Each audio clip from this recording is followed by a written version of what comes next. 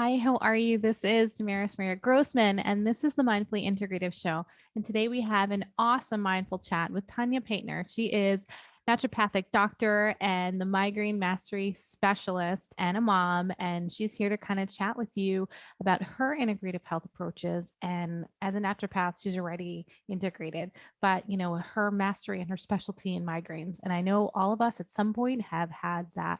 So, or have had someone that they know of that have had an ailment. So let's chat further. Let's talk more. How are you today? I'm good. How are you? Good. Very good. Thanks. So Good. I always say kind of quick of what's a little fun fact that someone doesn't know about you? So a fun fact, I was a law enforcement officer for 10 years before I became a doctor. No way. I was, yep, Whoa. That's like me yep. Not when a lot I of tell people people know I that. was Navy. They're like, what? That's I'm right. like, yeah. What? They're like, what are you talking about? So law enforcement. Wow. That's no joke. You're tough. Yeah. How did that I happen? don't know. I don't know about that, but yes, it was an amazing growth experience, just, all the way around. Good things, bad things, helps develop your character for sure. Right. And I I met can my husband imagine. there. So Oh, that was nice. pretty, Oh, that's pretty that was cool. a bonus for me. Yeah. So you definitely transitioned from being police to um in naturopathic. Like what did that? I What know you changed can't that? get much different on the spectrum, can you? No, Yeah, well, totally different. the goal was always to be a doctor. The Right. deviation was law enforcement. So when I was in fourth grade, I just fell in love with my first health class, and Hmm. I knew at that point that I wanted to be a doctor at some point in my life. And fast forward to I graduated from college with pre-med track, and my dad actually was hired as a deputy, and I did some ride-alongs with him, and I just fell in love with the job. Oh, And wow. How I interesting. was not, yeah. So I applied to medical school. I was waitlisted and didn't make it in that year, but I also had applied to the sheriff's department, and I did get accepted. And so I just kind of ran with that. And I ended up doing that for about 10 years before I said, you know what? I feel the call to To go now back. go to med school. It's time to move on. And Yeah, so what I I did. mean, but you also picked naturopathic, right? So I almost went Yes. ND route myself, and I just want to know what was your transition? Because like I feel like I'm coming back to more of the I came back to integrative as a provider, but what made you go ND? Because that's not everybody's normal path. You're right.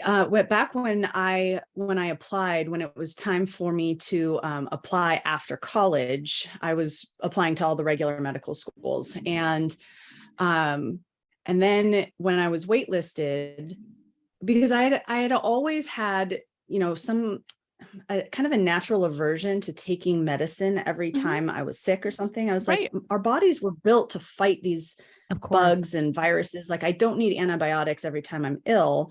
So Hmm. what are other things that I can do to support my body? And this was even as I was like a teenager, right? So Right. this was something that was always with me. And so as after I had gone through the application process and I had been waitlisted, my mom actually told me, hey, have you heard of this thing called naturopathic medicine? I was like, no, what's that? She's like, it sounds like what you'd be interested in. Why don't you go check it out? And so I started reading about it and how it's a whole person approach, seeking to find and Right. understand the imbalances in the body that are contributing to disease, and then working on those foundational aspects to get a person to a healthy state. I'm like, that's exactly what I want. And What you want so, to do. Yeah. No, yeah. that makes a lot of sense. I feel like in my career, I've always been pulled to that too. But I always put Mhm. out in this, I'm always on the back and forth of helping acute and helping, trauma trained. Right. And it's like the pull for me was back and forth. So now I'm like, okay, I'm integrated, but I work a ton with NDs, and I just think it's so important because you are medical doctors and everyone needs to know that you're medical professionals, and it's just a different approach in the medical field. Um, Right. so let's chat about kind of your story. I mean, you went into that, you knew that that was kind of your calling, you went to school for it, and now what did you do after your program? Did you kind of like see a lot of clients, or how did you get to become, because you're the migraine specialist? People go to you from all over the world probably for migraines, correct? We do have some international clients, but mostly we stay within the US US. Okay. at this point. Yeah. But when I first graduated from med school, I went into just general practice, a local clinic here in Washington where I live, and just did family practice for about 10 years. And I really had no designs on doing any kind of specialty. I really enjoyed family, just general practice. But I had suffered from daily headaches and chronic migraine for probably about 15 years of my life. And so I always had a soft spot in my heart for people that were also going through that. And when they'd come through the doors, those would be my favorite clients to work with because I knew what to do for them. I did it for myself. So I understood a lot of the imbalances because it's all research I had done for myself. And I was always very successful in helping them get rid of control their migraines. Yeah, and everything's a management word. That's right. I feel like that's what they say mostly. Yeah, because, even for me, I'm 7 years migraine free, but I can tell if I'm not doing what my body needs for too long, then I can feel it creeping back in. So I know if I let it go, I would have another migraine, right? Totally get you. Yeah. With me, with my chronic back and injuries, that's like, if they're not in check. Yeah, I know. Yes, exactly. We doing. become aware of how far we can push our bodies before we're like, all right, time to rein it back in. I think motherhood has definitely put it in there. It worked. Yes, that's right. Yeah. And lack of sleep. And oh my goodness, when my littles were babies, that was a rough time. But anyway. So now I've lost my train of thought. Yeah, now you've been like doing with these patients doing migraines. Thank you. So I know. Yeah, I mean, that's your specialty as a whole now. So these are your people. But I mean, you said you've struggled 15 years with migraines. That's a long time. What were your key things that kind of helped you? Yeah. So so many things. I mean, this was probably a 10-year process from the time that I started really understanding some of the underlying issues that I had. So diet was a huge key piece. Stress was a huge piece. Hormone balancing. That period of time when I was pregnant and then post-pregnancy, and then lack of sleep from newborn baby, those things all threw my hormones way out of whack. And so that's been a process on kind of getting that back into shape. But, I would say probably just becoming and becoming more aware of my body and understanding, I like to teach our clients, like our bodies have a unique language in the form of symptoms. And we can tell when we don't feel good. We can tell when we do feel good. But if we really pay attention to when we're not feeling good, there are little tells that let us know, hey, things aren't going well. If you can get it before those tells get bad and you start actually getting symptomatic, you can abort so many things. And I actually have had clients tell me they've been able to breathe themselves out of a migraine. They recognized it early enough on and were able to utilize some of the techniques that, research shows helps with migraine. And they've been actually able to breathe it away. No supplements, no, anything special, just breath, just oxygen. So, if we can learn to understand our bodies and what our body is telling us, then, that's really, that's going to be a key piece for somebody just staying in their optimal health. But it can be really hard to do because we just push through. Like, we don't want to focus on our pain. So we just, I wake up stiff. Once I get moving for, half an hour, I'm better. Well, that's great. But the fact that you're waking up stiff tells us there was something going on. Like, we shouldn't be waking up stiff, right? Yeah, so there's some sort of inflammation there. Something's going on. That's right. So if we can just learn to tune into what our bodies are telling us and then being able to figure out, okay, what did I do yesterday that made me feel stiff this morning? Then, then we can actually get on top of things and correct it. And we can correct it for our bodies, which is different for me than it will be for you, than it will be for who's listening to us. Right. Have you found some of your clients? I don't know. I find it for me, it's like, they've been sitting in this sickness and they didn't even know that they were like as sick as they were. You're like, oh my God. And they're like, and they kind of like almost like have like gotten used to it. Like they're like, okay, that's my norm. And I'm like, oh my goodness. Yeah. Well, I mean, and I can sympathize because that was me. That was me back in, pre-med. I just figured it was normal to wake up feeling like I could barely move. I swear I felt like I was an 80-year-old person trying to move out of bed every morning. And while I thought that was probably a little extreme, I thought it was normal to just wake up stiff because I'd been laying in bed for 8 hours. I didn't realize that it's not normal. I thought it was normal for me to feel so groggy that somebody couldn't talk to me for 2 hours in the morning before I would actually be able to think and respond to them. I thought that was normal.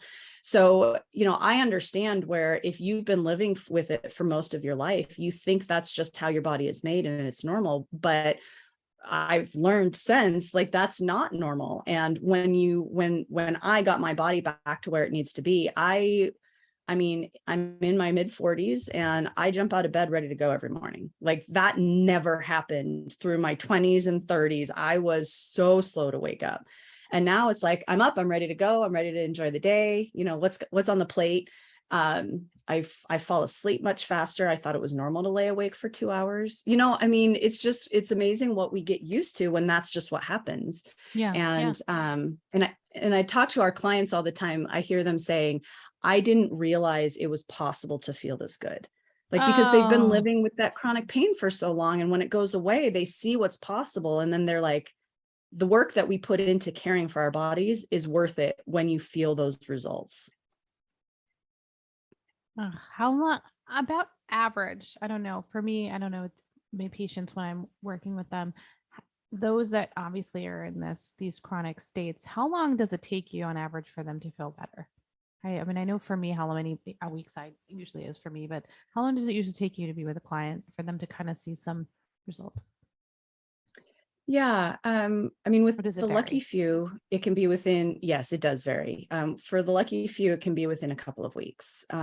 More commonly, what I see is usually by that third month. Yeah, If that's what they're I'm not, like. I feel like it's like 3 to 6 months, depending upon. yep, Sometimes 2 months. It's like 8 weeks to 6 months, depending upon 20, yeah, to 24 weeks ish. Yeah. the. And that's probably about what I see as well. Is and again, it does depend on the number of factors that we're dealing with. If it's someone who really just has some diet and gut stuff that we just need to hone in on and understand for them, Right. they can feel better very quickly. But a lot of times what we end up seeing is we have, there's diet and gut stuff, but then there's also hormone stuff. And then there's also adrenal cortisol issues. And then there's Totally. neurotransmitter imbalances. So then getting all of those pieces together is going to be anywhere between that 3 to 6 month mark, usually. 100%. 100%. Yeah. Um, for you as a whole, when it comes to your story, and have you found that anything changed in your practice? Or, I mean, obviously you're doing your migraines, and do you feel like you feel fulfilled compared it to when you first started practicing? More fulfilled? I have loved this job, being a naturopathic doctor, from the get-go. Yeah.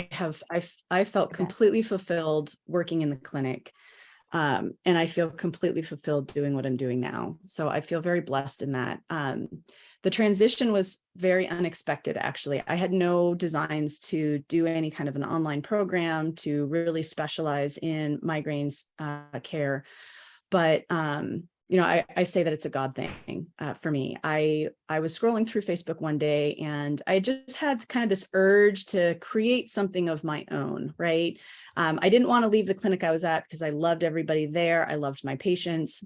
And I was just so happy, but I just felt an urge to kind of do something of my own. And I was scrolling through Facebook one day. I saw an advertisement, which I never click on, for, learning how to build an effective program online. I was like, well, this could be interesting to kind of put in with our client care or our patient care at our clinic. So I was going to say, all right, let's see what I can do with this, what kind of, what this could be. And maybe that would improve their outcomes and all that. So I started going through it, and one thing led to another. And I created, I really felt drawn to create something specifically for migraine. And so I did that and kind of started dabbling in, well, how does this work if I'm not doing in-person care? How would more of a group online setting work? And will it be as effective?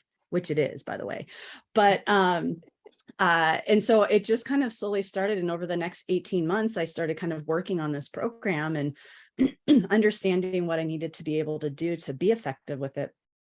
And isn't it interesting that I launched it at the very beginning of 2020, right when COVID was starting to hit, but we didn't know what was going to go on with it.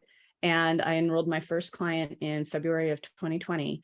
And then it's just continued down there to the point where now I've been able to transition away from the clinic and working, strictly with our clients. And I love it. As a mom, I love being able to be here with my kids during summer, do fun stuff with them, and still be effective in making a great impact in my clients' lives as I'm there, helping them through their migraines too. So, yeah, I just feel extremely blessed in. I love that you have the time all of it.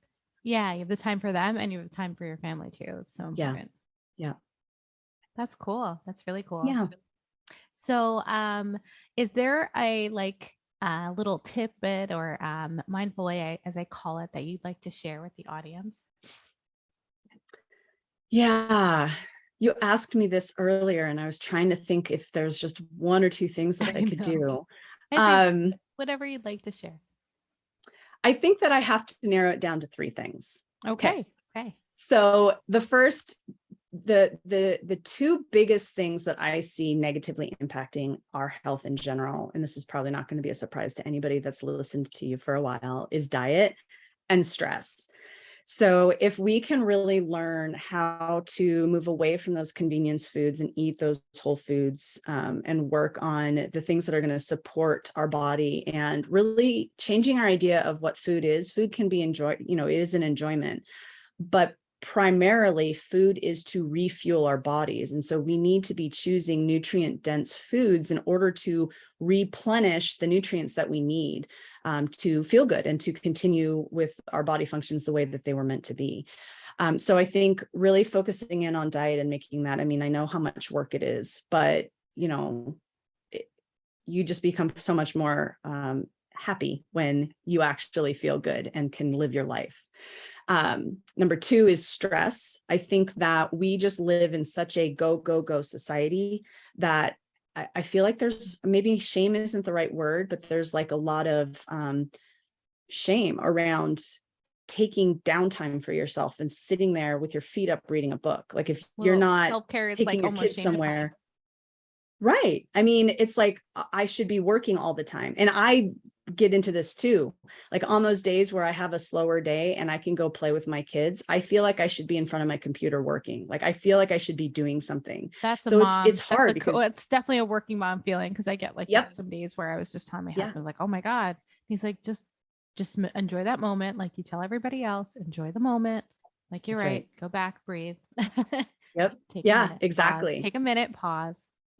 That's right. And not all of us are lucky enough to be able to, go put your feet up and that. And I get that, but becoming more aware of how stress is affecting us through the day, because, and I think especially for, type A personality people, we just tend to push through stuff. Like I don't feel stressed. I have 14 different things I have to do. And I have, 5 different clients I'm meeting with, but that's fine.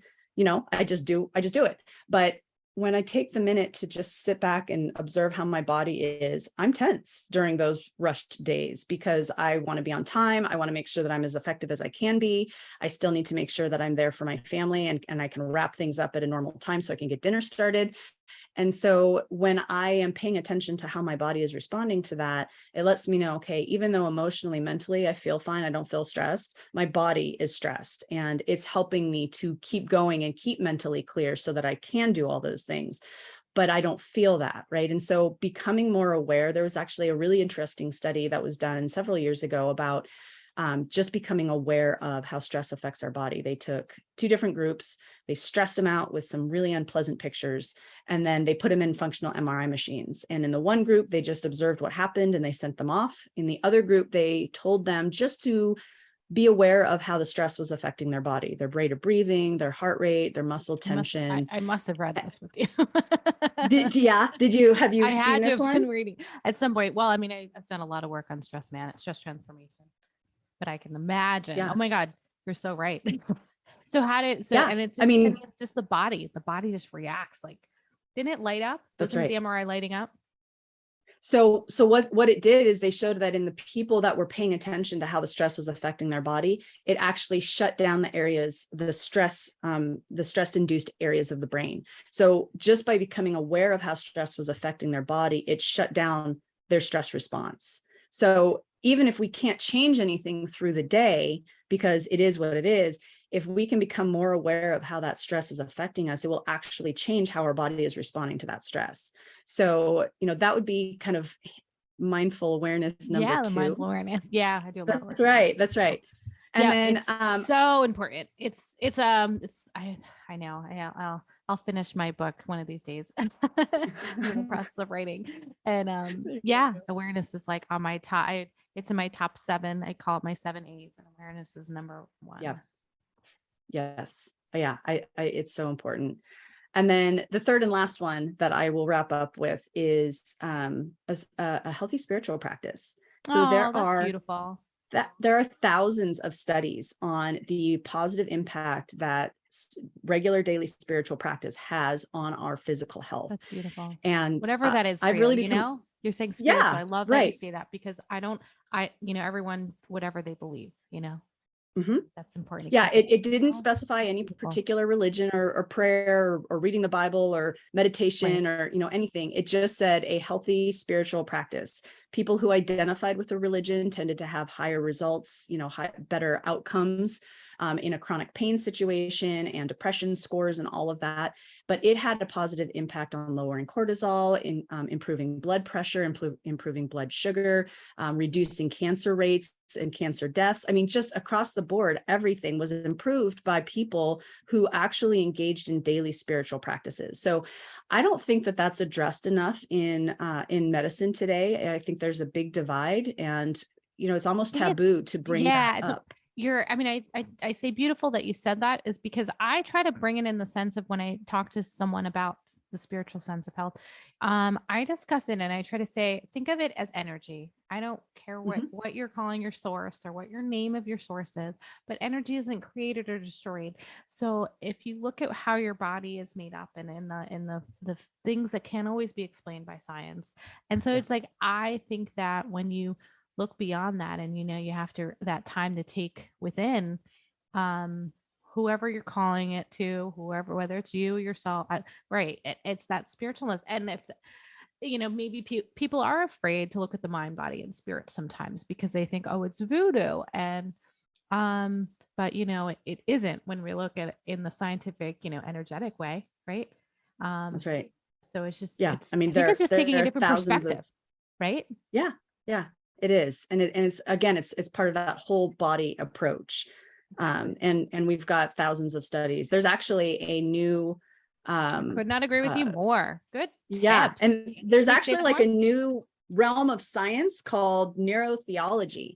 And they're actually these, What's it called? I don't think I've heard that one. What's it? neurotheology. Neurotheology. They are people who are really into the neuroscience, and they study the human brain and how it reacts, especially as it involves religion and so they're theological theologians. practice. Oh, and they're neuroscientists.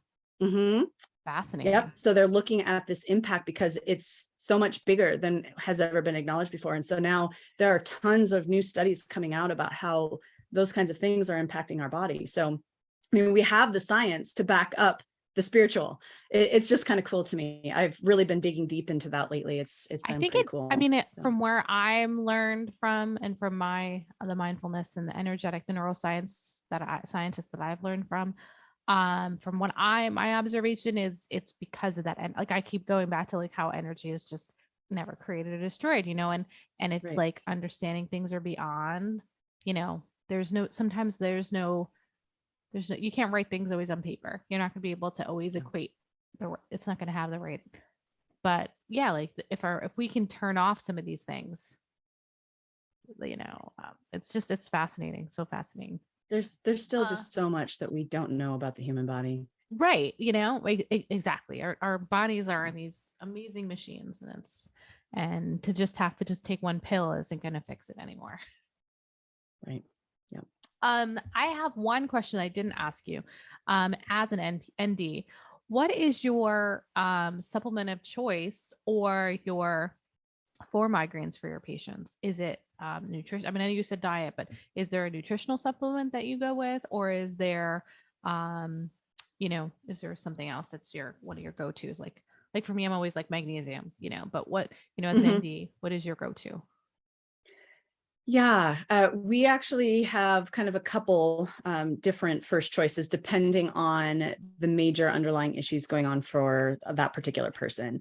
But generally across the board, I mean, magnesium threonate or magnesium glycinate has been shown to really make a positive impact. So that's always something that's on the top of the list. Mm-hmm. But I'd have to say one that's lesser well known. I think most people with migraines know about magnesium, but what's Yeah, I was less like, which ones known, don't we know? Yeah, I'd love to hear. yeah, I would say there's two of them. One of them would just be an electrolyte. So, everybody knows that they're supposed to be hydrated and drink a lot of water. What they don't necessarily know is that if we don't have enough electrolytes going on in our body, we can't absorb the water at a cellular level, which means that we Right. can drink a gallon of water and Yes. still be dehydrated. So all of my clients are encouraged to drink at least 8 to 12 ounces of Please write this down, electrolytes everybody. I every feel like day. I'm the Yeah. broken record. 8 to 12 glasses of electrolyte water. Now, are with No, the 8 to electrolyte 12 water, ounces of ounces, electrolyte because it does have sodium. So we have gotcha. to be careful about too Right. much Too much sodium. sodium. But yeah. But yeah, so 8 to 12 ounces of electrolyte water Me and on my top electrolyte of water right whatever now. yep, there you go. So important for actual like body absorption hydration. And then I'd say number two, that's another really high on our list that works for a lot of people is a 5-HTP or melatonin or a combination of both. So Very one interesting. of one of the major pathways or the major underlying issues with migraine is serotonin imbalance. Triptans, our most common medication for first line medication for migraine, is working on that serotonin pathway. And so if we can help to support it, if triptans work for somebody, we actually look at trying to abort a migraine with some extended release 5-HTP or melatonin combo to really help to kind of support an even serotonin level so that they're not having, the ups and downs that can come with the triptan use. And a lot of times, sometimes it will abort it. Sometimes it will take it, instead of being a 10 out of 10, it will be a 2 or 3 out of 10, which if somebody has chronic migraines, they will take a 2 or 3 out of 10 migraine any day of the week over their 10 out of 10. And so, so we can use that almost as a something that we can use before a triptan, and you can dose yourself multiple times through the day to kind of keep that even state so it doesn't spike it as much as a triptan does. And then usually that, the whole episode, a lot of times when somebody has that migraine cycle going on, it can last, 72 hours, and they want to take a couple triptans within that time, but they're restricted, like they can't do it. And so then they end up just delaying the inevitable. Whereas with the 5-HTP melatonin combination, a lot of times they can just kind of support their body for those 3 days through that episode until their body kind of gets past whatever it was doing and is back to kind of a normal steady state. And that can be really, really helpful tool for a lot of people. That's so interesting. Thank you for sharing that. I think someone needs to hear and come and visit you or meet you. Yes. Because I think, Absolutely. people are wanting to know, what to do. They're just like, oh, pop another pill, pop another leave, another this, another that. And it's like, oh, We have so many great herbs and supplements and tools and things that we can use to kind of manage things. One thing I will say, anytime I mention the 5-HTP melatonin, especially if you take triptans or are on an SSRI or both, you have to talk to your doctor about it, because if you get too many of those things working, you get too many of those things working on that serotonin pathway, you can actually cause problems, something called serotonin syndrome. It can be deadly. So you need to make sure that you're really careful with that. Serotonin syndrome. But, with Yep. it under the supervision of a doctor, you're doing something. Absolutely. Yeah. The 5-HTP melatonin is amazing. It is a supplement, but it can be very problematic. So the dosing is very appropriate to be discussing with your doctor. This is not one where it's like, oh, magnesium, talk to your doctor. This is one where you have to talk to your doctor to make sure it's okay for you. Yeah. Very, very good note. Thanks for stating. Before you go, anything else you'd like to add? You know, whenever I get asked the question of, last little tidbits, I always just like to kind of reiterate that um, I hear so often the frustration that comes with a lot of conventional approaches, and the lack of time that patients are seeing with their doctors, and the lack of being willing to be open to some of these ideas. And this is not across the board, this is a generalization, and I think everything is starting to get better because as a medical profession we're all starting to see like people are wanting other options besides medicine. But I just want to throw out there that, your doctor works for you. We're here to help guide you through your health. And if you don't have a doctor who you enjoy going to see, who you enjoy talking to, who is a partner with you and not just telling you what you need to do, and if you don't do it, then they're like, see you later, you're a non-compliant client. I just really encourage people to kind of shop around and find a doctor that they really feel connected with, because there is something very, very valuable in that therapeutic connection between a patient and a doctor. And, maybe going back to that spirituality, energetic connection, I think that is a very big part of the healing process, is having someone that you feel is on your side and really cares about you, and that you're not just another appointment on the books that they have to get through. So I definitely don't want to disparage any doctors or any modalities. I think that we're all in it for the right reasons. It's just that over time and the way, insurance things happen, and, just how things are set up, it can be very wearing on the physician as well. And so sometimes they kind of fall into that without even knowing that it's happening. But I do think that that's really worth mentioning, and just saying it's okay for you to doctor shop and find someone that you feel comfortable with and then sticking with them. That is well said. So thank you for sharing. I think personalized medicine that you and I both do is important, and we wouldn't be doing what we do if we didn't believe in it. So, and those that aren't able to do as much personalized medicine, I hope that they are able to do what they can for the individuals. And if they're not, then that's why we're here. That's right. That's right. Yeah. So I am so glad that you were able to join us on the show, and I appreciate all of your time. Thank you so much. It's been good being here. And thank you guys for listening. I really appreciate you listening to the Mindfully Integrative Show. And as I say always, make sure you find a mindful way each and every day.